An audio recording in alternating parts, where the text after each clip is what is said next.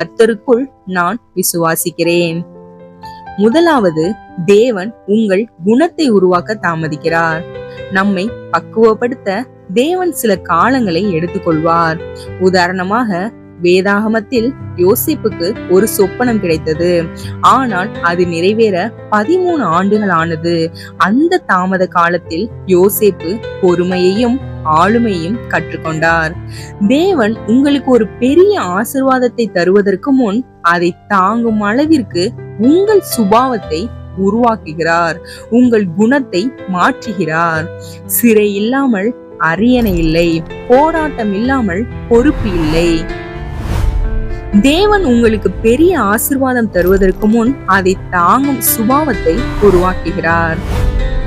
இரண்டாவது, சரியான நேரத்திற்காக கர்த்தர் தாமதிக்கிறார். சகரியா எலிசபெத் தம்பதியினருக்கு குழந்தை வரம்